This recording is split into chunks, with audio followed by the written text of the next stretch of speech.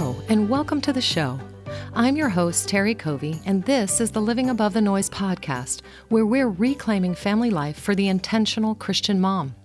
Did you know that you can live above the noise in the world around you? You can't escape it, but you can live above it.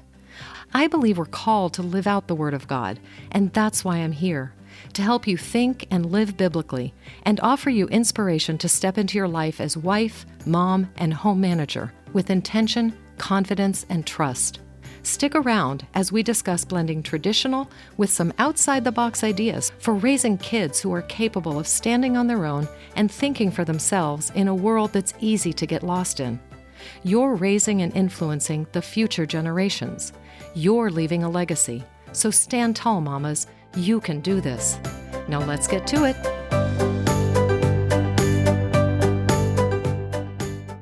Welcome back, and I can't believe we're winding down winter and I can already feel the energy of spring just around the corner. How about you in your neck of the woods? We actually have some daffodils and there were buds on them this morning. I couldn't believe it. And while this podcast goes live, I'll be traversing the trails in New Zealand with my daughter. She's Bella from Bella Mays Designs, and she's a successful seamstress on YouTube. I guess you'd call her an influencer. Well, we're on a business adventure together. Think Hobbiton and Narnia. Oh yeah, this is going to be fun. I'll be editing this podcast on my first overseas flight. And wouldn't you know that for someone who isn't so thrilled to fly, I'm going on a 14-hour flight. I told Bella I wouldn't go unless I could be useful, so I'll be her detail manager, camera crew, alone, and possibly drone operator. I'm living out that supporting your kids, and it comes in a variety of hats. Well, here we are on episode 14, and today I'll be sharing how you can learn to truly enjoy your children. We'll talk about why you might not be enjoying your children and a few things you can do to change that. Now, this topic might seem unusual to you, especially if you don't struggle with it, but that's not the case for a lot of mamas. If you're someone who does struggle, take a deep breath. You're not alone. Do you sometimes wonder about how parenting and joy can coexist? You know, the noise, the mess, the constant teaching, the getting into your stuff, the questions, being on call 24/7. How in the world do you enjoy that? Well, listen in. Today we'll be discussing the simple pleasure of enjoying your kids and what might be at the root in our not-so-simple family lives and in our not-so-simple world. We live in a much more complicated world than even a generation ago. And a few hundred years ago, much simpler. It was hard work back then that kept you alive, and life was all about the basics and not much more. But now we live in a complex cacophony of noise. We have smartphones and social media and computers all providing online research, shopping, and even doctor visits. And hard work isn't quite what it used to be. Many of us work from the comfort of our home, tapping on our computers all day long. And this different kind of work and this constant noise is seriously affecting how we who live in this modern generation feel about pretty much everything, including marriage and parenting. And that's why we're here, Titus 2, husbands, children, and home. We live in a world where we're trained to want physical compensation or reward for our efforts. And it's a huge factor for our motivation. A few generations ago, think about what that motivation looked like. The reward was simply eating and staying warm. This desire for compensation begins when we're young. We're given allowance for chores done well. In school, we strive to get A's and not C's. When I was a kid, straight A's were super important. Why? Because we lived in Cincinnati, Reds country. And living in that area of the state, the local school districts gave out rewards for straight-A students. And that reward were Cincinnati Reds game tickets. And my mom loved baseball. So our biggest effort for the year was to earn straight-A tickets for her Reds game tickets. And I don't remember it being stressful at all. It was just one of those exciting moments when I got to hand my mom 2 tickets to the game. But again, it's compensation. Then we move on to college and earn a diploma and letters after our names. Compensation. Then we get a job and we get paid. Compensation. Even on something so simple, yet so frustratingly complicated as social media, we get likes and comments. Reward and compensation. And even 1,000 years ago, there was some compensation for your efforts. Your patience for sitting with a bow at the ready was rewarded with $1 for dinner. So we get that. That's life. But what about compensation or reward when we do what most of us when we were kids pictured doing? For most of us, we just knew we'd get married and then have kids. But we don't have the foggiest, that's another one of my mom's old sayings, we don't have the foggiest what that entails. We don't think about the 18 or 20 years of serving and sacrificing we'll invest in our children until they're capable and qualified to leave home and start their own lives, and then move into their own families where they get to serve their families and their children. Those years and service and sacrifice aren't compensated, not in the way we're used to, that's for sure. Oh, we get a tax deduction, woohoo! But it's not very often that we don't have a physical compensation for our efforts. You know, even something as simple as the work it takes to wash a load of clothes, we get clean clothes out of the deal. Lately, I've been making sourdough bread. After grinding the wheat, don't worry, I'm not using a stone, I have a wheat grinder. I feed the starter and wait for it to get its bubbly warmness. Then I put that loaf in the oven, and out comes this piping warm loaf of bread.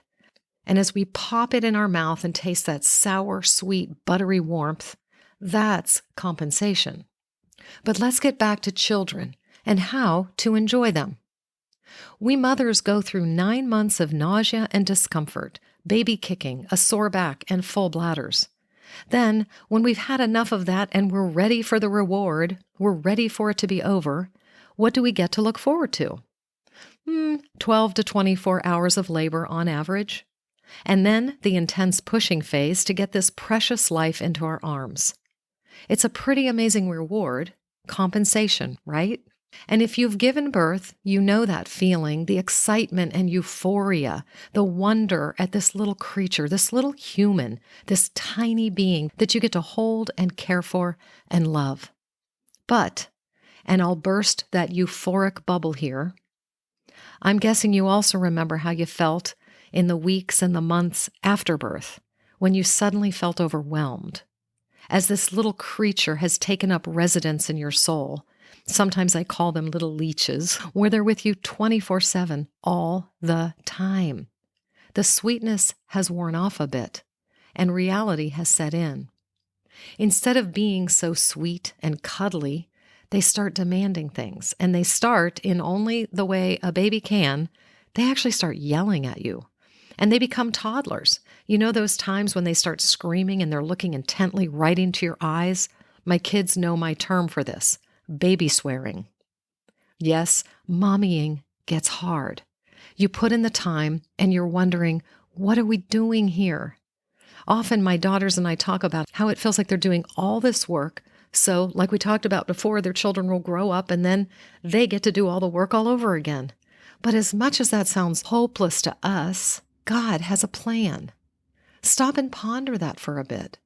Isn't it quite amazing, the complexity, the effort, but also the plan God had for us in raising the next generation and bearing children for His glory?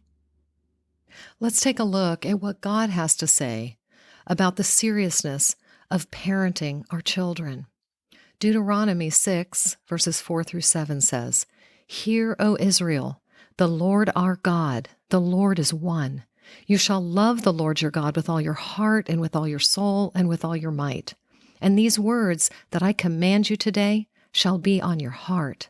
You shall teach them diligently to your children, and shall talk of them when you sit in your house, and when you walk by the way, and when you lie down, and when you rise."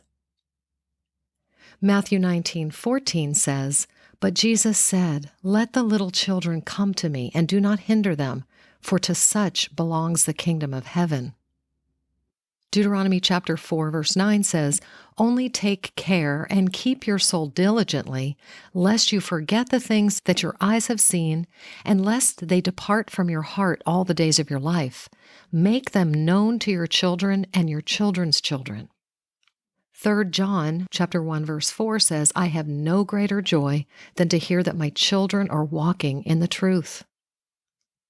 And Psalm 78:4 says, "We will not hide them from their children, but tell to the coming generation the glorious deeds of the Lord, and his might, and the wonders that he has done."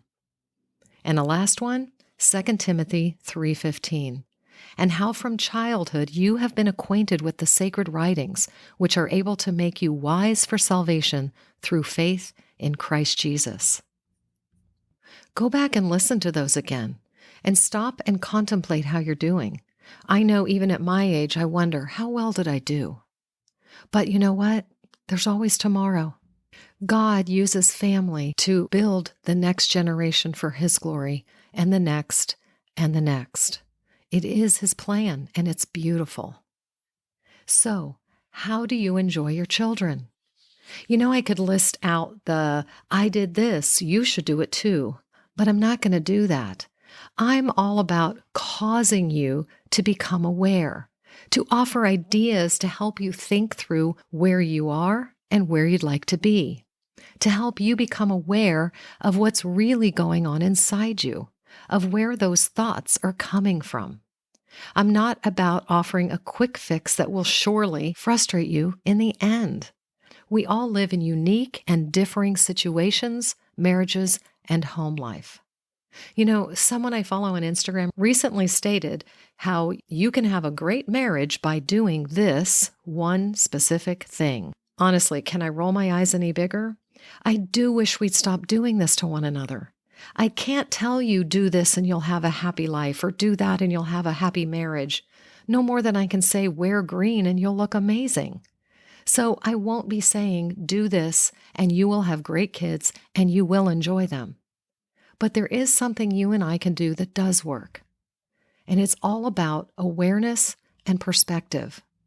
We can gain perspective from becoming aware of what we're feeling. And those feelings and the insight we gain from pondering them inform us how to move in the right direction. Instead of just tolerating them, you can become aware of feelings like annoyance, frustration, and anger, joy, or wonder. When you become aware of what you're feeling, and I'm not just talking about the feeling only, but also how you act on those feelings, but becoming aware of where it's coming from. I've mentioned Jon Acuff's book Soundtracks in the last episode, where he says to pull the thread on a thought or in a feeling and see what it winds down to, what's at its core. I love that picture of pulling the thread and becoming aware not just of the outright emotion, but what's causing it. That's life coaching at its finest. And this works in marriage, it works at your job, but especially as we're talking about children, it works at parenting, in mommying. And it's super important to understand because so much of becoming a parent has to do with growing into a new person. And you're not just talking your baby, we're talking you. We're not only raising up and growing another whole human being, but we're personally growing into a new person. Now let that sink in for a quick minute. You are growing daily, and that's God's intention. Each one of us grows from being self-focused individuals who then get married and have to share life with one person. Then we add a number of children to our family mix, and you can see where I'm going with this. That's a lot of growth. Gary Thomas has a really good book. The first one he wrote was Sacred Marriage, but he also has Sacred Parenting. Might be a good one to check out. And seeing as we're talking about the growth that comes from marriage and parenting, let's look at some statistics about marriage and where we're headed in our culture. I found these statistics both surprising and saddening, and pay attention to how the reasons for them carry over into parenting and how we feel about children. I'll share the links and references in the show notes. The Pew Research Center finds that in 2019, roughly 4 in 10 adults from 25 to 54 were unpartnered. That's up sharply from 29% in 1990. And surprisingly, it said that all of the growth has come from a rise in the number who have never been married. And in the same time, those who were currently married fell from 67% in 1990 to 53% in 2019. And sadly, those who are cohabiting more than doubled over that same period, from 4% to 9%. So by the numbers, over the last 50 years, the marriage rate in the U.S. has dropped by nearly 60%. Since 1960, the share of never married U.S. adults has doubled from 15% to 31%. If you're not a statistics person, these might be making your mind go numb, but if you stop and look at them, they're very telling for where we're headed in our culture. The study showed that the social barriers to marriage include differences in marital aspirations and expectations, norms about childbearing, financial standards now compared to back then in marriage, the quality of relationships, an aversion to divorce, and children by other partners. As we look to the scriptures, we know that's not what God wanted for us. It's not what his plan is for us when we follow his will. So we can easily see the decay of the marriage institution and the family institution that God created. A publication called The Deseret discussed how that dwindling of more than 2/3 of Americans married in 1990 to barely half today, and how 1 in 10 cohabits with a partner, said the threat of divorce is one reason why younger generations might delay marriage. The Hill said other factors that have contributed to lower marriage rates are declining religious adherence to marriage, public disenchantment with marriage, and more recently, unstable jobs and strained finances. And here's an interesting fact. They showed that people who marry around the age of 30 are less likely to divorce than younger married people, with one exception, religious people. They share the psychological aspect that has concrete benefits, such as better health, more involvement in communities, and increased happiness. We can all say amen to that.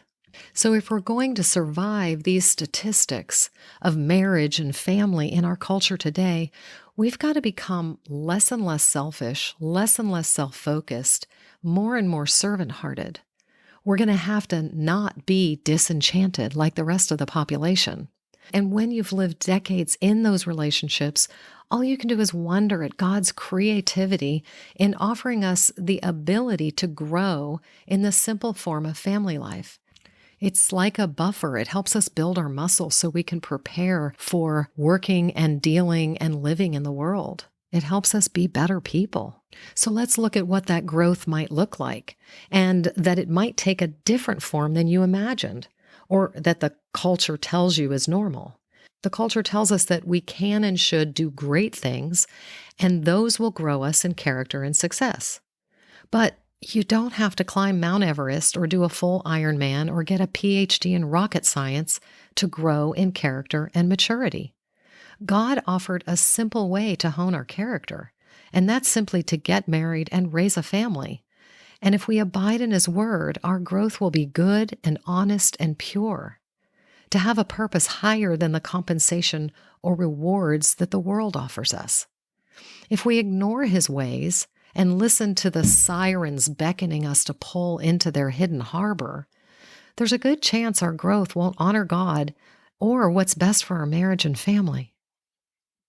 If you've listened to my intro to this podcast once or twice, you've heard me say that I'll be talking about some outside-the-box ideas for raising your family. And I'm going to broach one of them right now. You ready? Our culture has created a system that makes it normal to give birth to your children, then put them in daycare and then school so you can pursue your passions. For most people today, their children aren't full-time in their home for more than a few months or years before mom's back at work, and the majority of caring for and teaching and raising that child becomes mostly someone else's. Society doesn't encourage us to think for ourselves or for parents to trust themselves in their job of raising children. We've become hesitant to compare our intuitions and beliefs with those of the experts. Some of those experts have only studied about families and children, but not even raised any for themselves. We're certainly not encouraged to trust our ability to step into a lifestyle that's different from what everyone else is doing. But amazingly, that lifestyle, only a few generations ago, was normal. Sure, some changes were needed. Women definitely needed to be encouraged to do more than dust with lemon pledge in their yellow chiffon dress and heels. Those are the commercials I grew up with. Look it up. But what do we think God intended when He gave us children to raise? When He told parents to train up your children in the way they should go? Do we really believe it's someone else's job? And when should that job start? Or do we trust that God has a bigger and greater intention than what the world tells us to be true?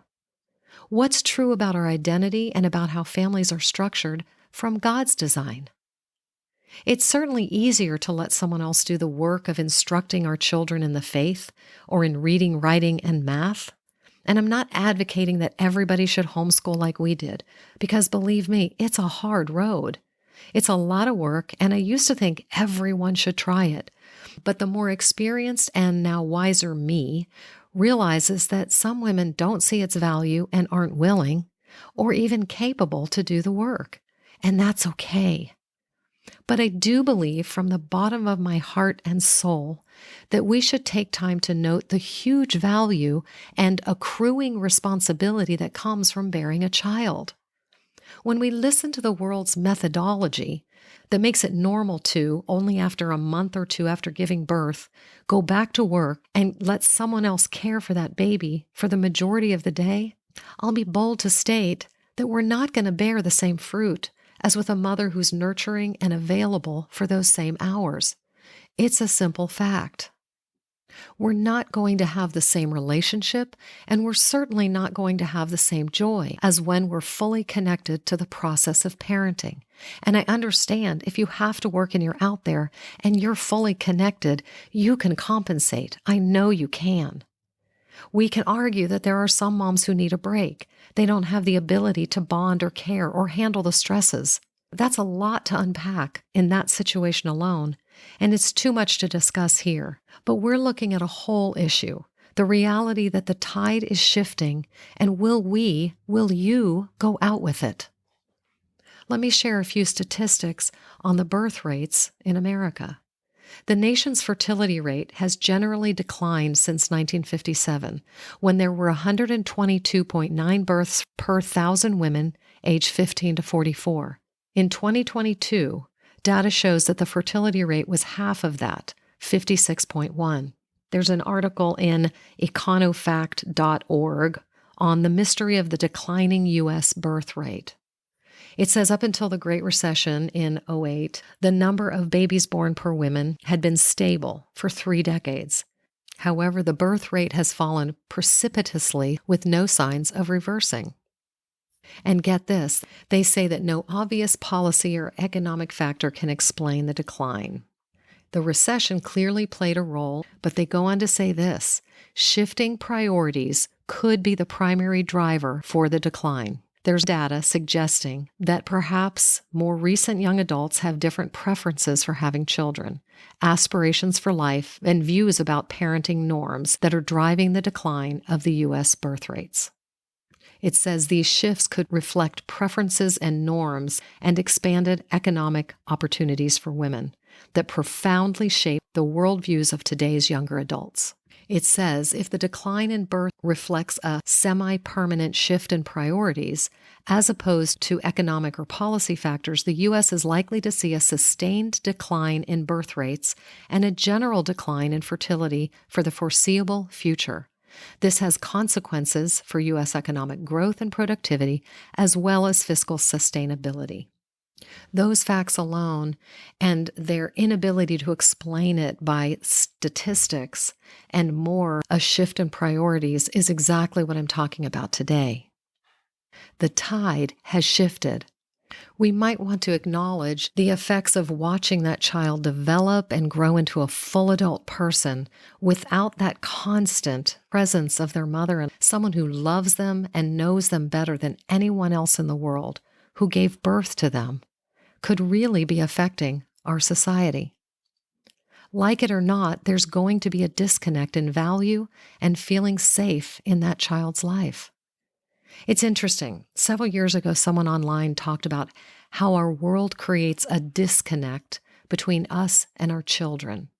And it started decades ago with hospitals where they would whisk the baby away and bring it to the nursery so the nurses could take care of it. And then we're encouraged, as women, to do something that we get compensated for, where we'll feel fulfilled. So women went to work and put their kids in a daycare at the age of 6 weeks. Then at 3, we put them in preschool. And then at 5, public or private school. And then there's after-school programs, which are necessary for latchkey kids. Remember those? And then before you know it, the family gathers at home, tired after a long day, only to spend a few hours to eat and watch shows or talk, and then go to bed, only to do it over and over and over again for almost 2 decades. And then we wonder why there's no joy. We wonder why people are quitting the idea of having children. And there are a lot of arguments against children. It's pretty important to look at our changing world and to understand and realize that there will be 1,000 arguments to what I'm saying here. But each one of us has to ask ourselves from whom that advice is coming. There are many ways to parent, to raise kids, and to manage our homes. My husband and I are old school and always planned to have me home. I didn't like working outside the home, and I couldn't wait to run my own world. Little did I know all the work and responsibility that would come with that, but I love it nonetheless. And God calls us to manage our homes, doesn't He? In Titus 2, He calls us to be a keeper at home. Some will say that means you have to stay home, and that's not where I'm coming from here.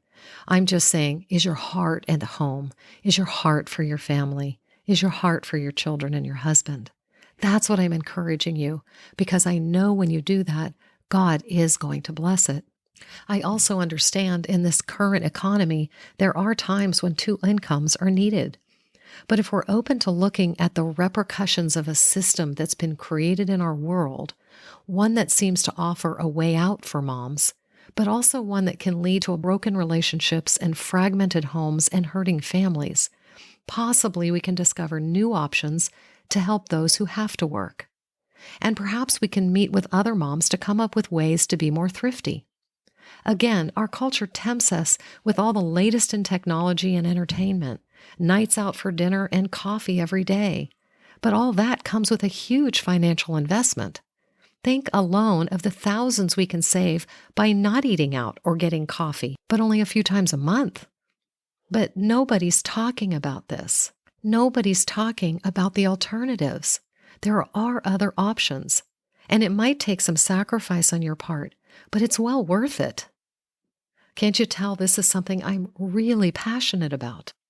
Open up thoughts and conversations to help women you know find a family member or a friend where they can turn for help so their kids can spend more time with their parents, together, with parents working as a team to raise their own kids the way God intended.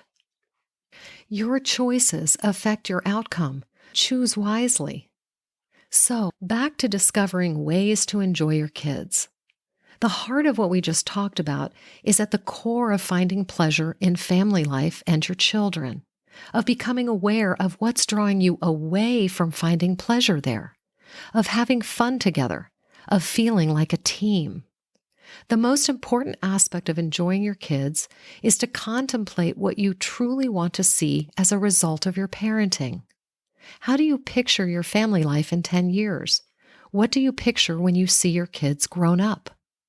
What character do you want them to develop? What work ethic? What relational skills? What physical skills? Then go about finding the best way you know how to reach those desires, those goals. For more on this idea, go back to episode 8 on coming up with a family mission statement. Lots of important things to consider here. Some have choose that the most important for their kids is having a college degree or a comfortable home. Others will choose service or missionary work. Others will choose a homesteading lifestyle, and still others will choose to spend as much time with their kids as possible in all manner of paths, teaching them and learning together, growing a garden, building a home, managing a business together. I was just talking to my son the other day, and I was kind of apologizing for being kind of an outspoken, sometimes angry mom. And he said, "Yeah, Mom, but the one thing you did is you always brought us together as a team." And I think that was my gift. I think that was something that I did well. No matter all my flaws, the one thing I did is I had a vision and I gathered them together, and we felt like a team as we were doing our work and learning things. It was really such a blessing. And that's a far cry different from when you hear people talk about kids cramping their style and limiting their freedom. I can't tell you how many people I've heard who are choosing not to have kids, or to only have one or two because they cramp their freedom. Yes, they actually say that. I talked to a woman a few weeks ago while we were skiing in Colorado. She talked about her 3 kids and how happy she is and how they turned out. But she was sad that 2 of them don't want to have children. She said, "It makes me feel like I've been a bad mom, like maybe she didn't make motherhood look worth it." But she told me they felt accepted in their choice, which is all fine and good, but what about perspective? What if it's the system we talked about that's causing them to not want to work? What if they don't know what they don't know? What if that mom might have offered them perspective without judgment? Too often in our current culture, we don't think about that, offering perspective, especially in our accept everyone and everything culture. We're too afraid to speak up and offer perspective, to mention that perhaps our friend or colleague hasn't thought of something. God forbid. Another thing to ponder, when parents spend so much time away from their kids, many of them compensate by allowing their kids' lives to be all about them and their passions, sports, arts, career, and not about personally teaching them what service and sacrifice looks like. My mom would call that spoiling them. Funny term, like spoiled fruit. Looks like something fun to look up. An article from mommybites.com was on the problem with spoiling our kids. She said, spoiling is essentially giving your kids everything they want. It might be because you love them and want to see them smile, or you're using a gift as a reward. In either case, it is important for parents to practice restraint. There are many negative long-term effects of spoiling, including giving your kids a sense of entitlement that can be hard to shake, even years down the road. Plus, when you give your kids everything they ask for, they will continue to get bored and dissatisfied with the toys they do have. This sense of never having enough can hamper their success and happiness as adults. I'll provide the links to all these quotes, stats, and articles in the show notes. So understandably, moms can get their happiness from making their kids happy, whether you're home all day or whether you work all day. So the point is, are we doing a disservice to them when we make life all about them? So much so that by the time they become adults and get married, all they can think is, man, this is work. I'm used to having it easier. I'm used to being able to meet my passions. I'm used to not having to serve that hard, and I'm used to getting praise and compensation for my work. Now, of course, they're not going to say all that, but what's underlying? What's inside there when all you can hear is, adulting is hard? And you and I both know that adult life, especially marriage and parenting, doesn't come with a paycheck or an attaboy. We've got to teach our kids that life is work. So, let's get real. Is it supposed to be all about you or all about me?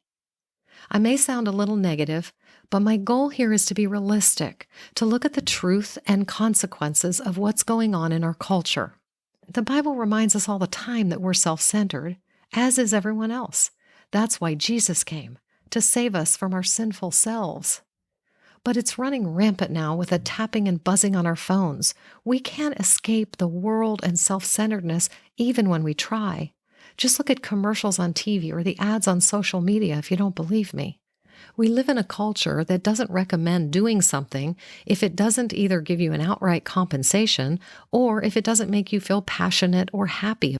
Your friends will tell you that if you don't like it, don't do it. That you should be doing something for personal reward. You should earn a medal. You have an accomplishment on your resume. You should earn a bigger paycheck this year. Or you climbed the highest hill, so to speak. But I can tell you this honestly. When you have kids, they won't do any of those things for you. So where am I headed here? What's on the flip side of this coin? How will you find joy in the midst of your work? How will you find joy in the midst of changing diapers, disciplining children, teaching them for the 100th time where to put their shoes when they take them off, or how to not get out 2 other puzzles before they put away the first? What's the flip side of that? Let's start by going back to the future. Join me as we stop this roller coaster ride, as we process together some things we can do to find joy in our work as moms, as we look back to how God intended family and motherhood to look, with a view towards the future, His future plans. Understand that some of us naturally think beyond today or next week. That's who I am. I just naturally go, oh, well, what's this going to look like next year? But some people aren't wired to think beyond today. I'm married to a man who thinks about today. It's very hard for him to picture next week, and it's taken years for me to figure that out about him. But he doesn't really have a vision for the future. And because I'm this big picture, future-minded person, it's caused us a lot of frustration. But God, He's always there, and He's faithful to teach us and grow us right where we are. I'm going to ask you today, no matter your personality, to look at the future with me. See if you can't get in your mind the flip side of this little baby in your arms, the one who's baby swearing at you, or this toddler like my daughter's toddler twins who are going through the stage of taking off their diapers and making the accompanying messes that naturally come along with that choice. Not fun. Picture the 6-year-old trying to use markers and scissors, and they just ruined another pair of pants, or wall, or tablecloth. Or the 12-year-old who just walked out on you or grumbled when you asked them to do a chore. Each of these is a phase of childhood, one where they're trying to be independent, where they're trying to gain a bit of autonomy. Now, the definition of autonomy is the quality or state of being self-governing, self-directing freedom, and especially moral independence. Your children are hardwired to seek independence, to learn new things, to figure out how to tell you they had other plans. Good thing, huh? Otherwise, you'd be wiping their bottoms for a really long time. But this story, this future vision of gaining autonomy, this goes on for each and every time they don't listen or make messes or cut their bangs for the 3rd time. And that's why it's so important for you and I to live alongside them. It's why God gave them parents, unlike the world believes. Now let's take a view of your life, one of gratitude. Stop for a moment. Picture who you are, right there, right now.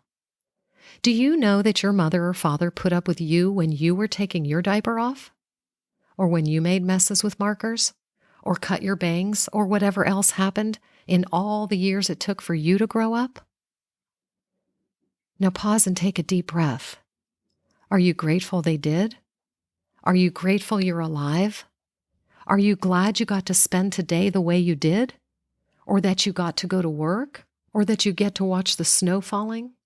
Or for me personally, that I got to go skiing a few weeks ago. I got to slide down the slopes with my 6-year-old granddaughter and my son, 3 generations of us together. All because my dad started our family skiing when I was only 10. And now at 63, I'm up there skiing, and it's hard, and it hurts. And yet I get to do this with them. Yeah, I'm glad for that. But guess what? The father who taught me to ski at 10 also put up with my shenanigans. He put up with the disappointments of his children. He put up with the struggle of our day-to-day messes. And gosh, I wish he was here for me to thank him again and again. So, can you take those day-to-day messes, those struggles and challenges, and can you fast forward a bit? Can you picture your child in 15 or 20 years as an adult? Can you picture and imagine that how you're choosing to spend today, the sacrifices you're making today, in those choices, in all the work, in each moment, you're offering them life. You're offering them value for their life. This perspective is what you need to hold on to, that children are a gift from the Lord, and they're actually His future. Let me share a perspective that my kids know very well. They'd hear me say it as we took care of our animals. We have dogs and cats and fish, and yes, I love my animals. As my kids grew up, we gave them a farmy life. We had dairy goats and alpacas, a few sheep, and always chickens. But you know what? Sometimes you just get tired of animals. But I'd remind my kids, remember guys, our animals didn't ask to be born. They didn't ask to be adopted into our home. They depend on us, and they deserve our care. And I bet you know where I'm going with this one, right? How much more do your children deserve your best care, the best of your time? How much more do they deserve your devotion? And why? Because they are alive, and they were created in God's image, and they're a gift from the Father, and their life matters. Remember Psalm 127:3. Children are a gift from the Lord. They are a reward from Him. And you know that's what I'm passionate about. It brings tears to my eyes as I read these words, His truth. And though we won't do this job of parenting perfectly, God asks us, actually, He calls us to raise our children for His glory. 1 Corinthians 10:31 says, "So whatever you eat or drink or whatever you do, including parenting," that's an insert from me, "do all to the glory of God." 2 Timothy chapter 3, verses 16 through 17 says, "All Scripture is breathed out by God and profitable for teaching, for reproof, for correction, and for training in righteousness, that the man of God may be complete, equipped for every good work." You have good work to do. You're parenting, and the Word of God is where you're going to get your strength. Deuteronomy 11:19 says, "You shall teach them to your children, talking of them while you're sitting in your house and when you're walking by the way, and when you lie down and when you rise." And Mark 10, verses 13 through 16. "And they were bringing children to Him that He might touch them." That's Jesus. "And the disciples rebuked them. But when Jesus saw it, He was indignant and said to them, 'Let the children come to me. Do not hinder them, for to such belongs the kingdom of God. Truly I say to you, whoever does not receive the kingdom of God like a child shall not enter it.' And He took them in His arms and blessed them, laying His hands on them." Psalm 34:11 says, "Come, O children, listen to me. I will teach you the fear of the Lord." Colossians 3:23, "Whatever you do, work heartily as for the Lord and not for men."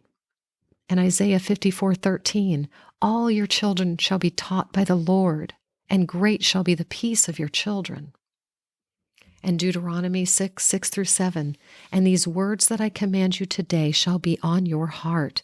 You shall teach them diligently to your children, and you shall talk of them when you sit in your house, and when you walk by the way, and when you lie down, and when you rise." That sounds like spending a lot of time together. That sounds like it's God's intention that we spend a lot of time with our kids. Please take a moment to contemplate these thoughts. I'm going to give you a few seconds to just sit and ponder them, the beauty of God's Word and instruction.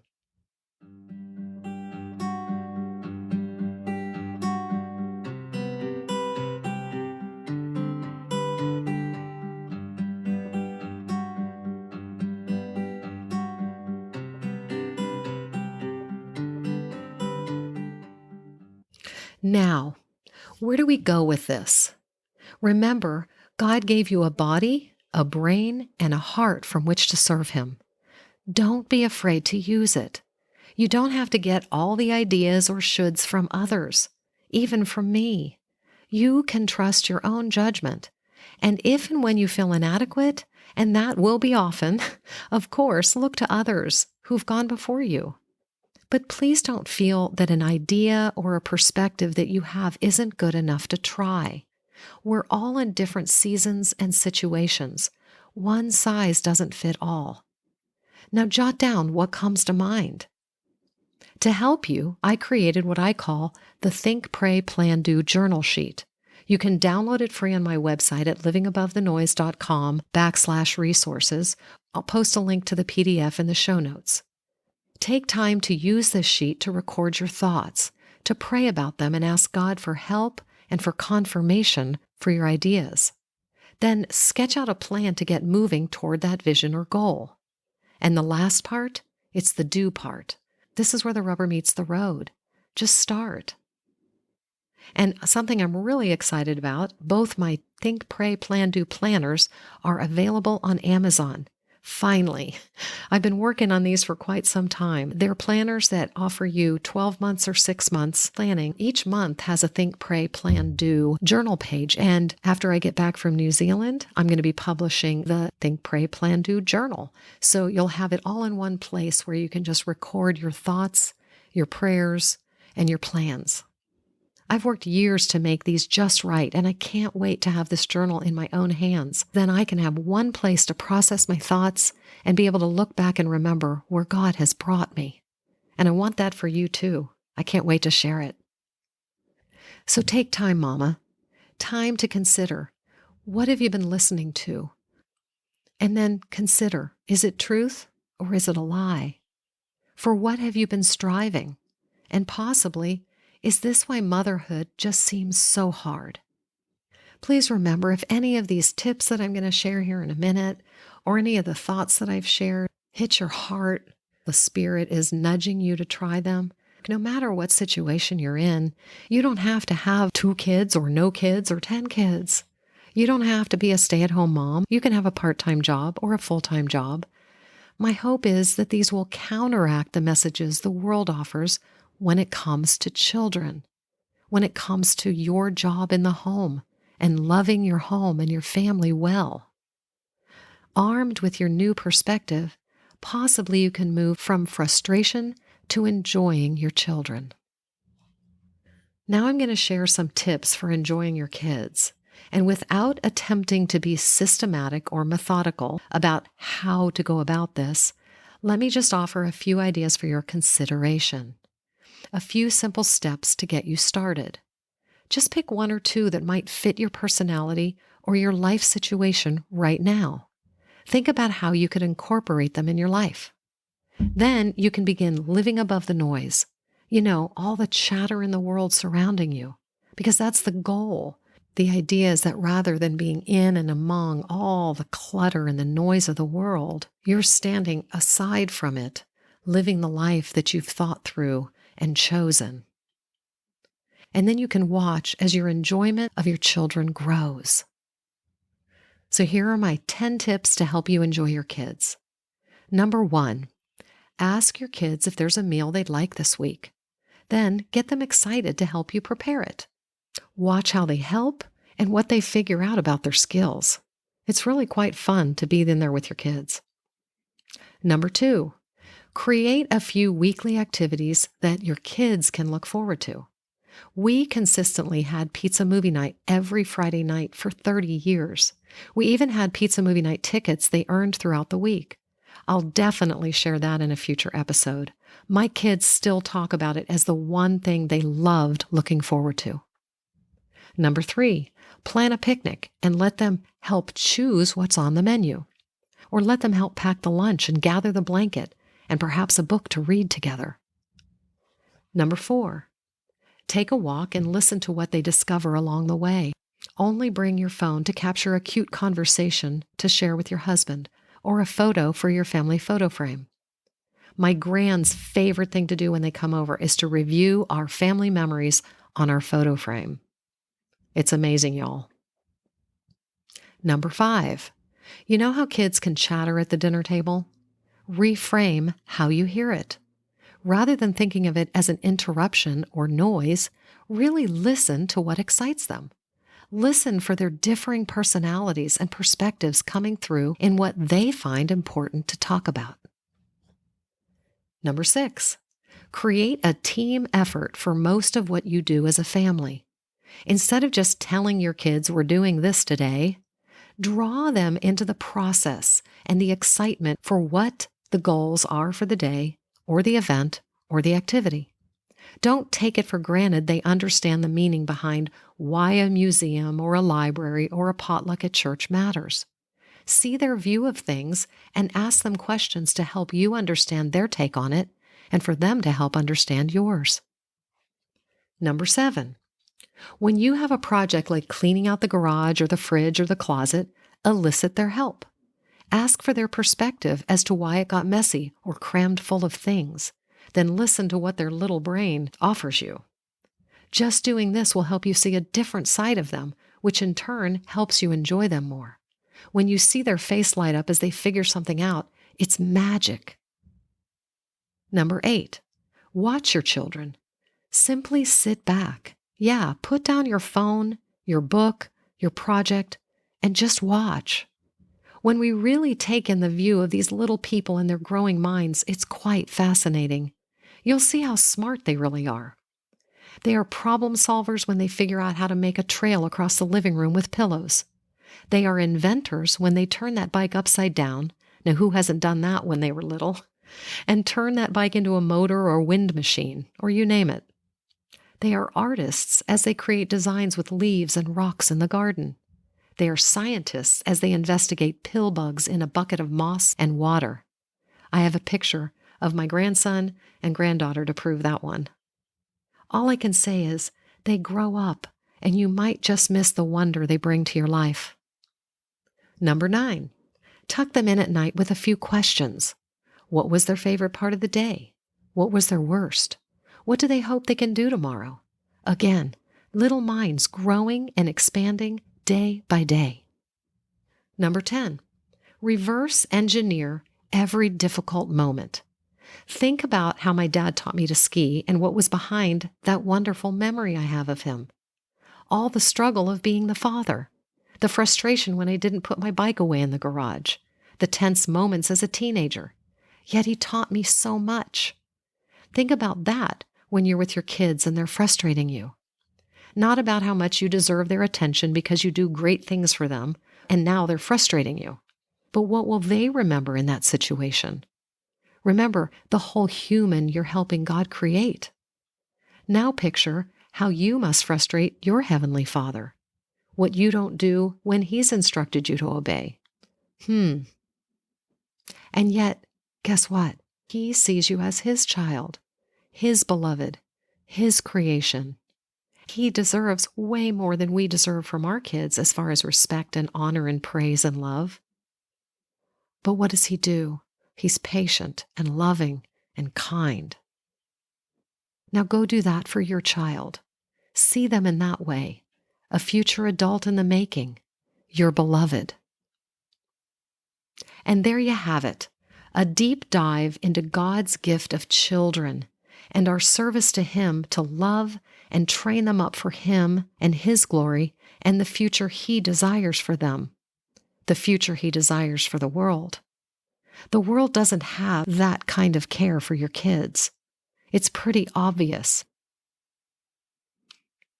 We've also taken a hard look at culture and how it's easy to fall into the mindset that isn't God-honoring.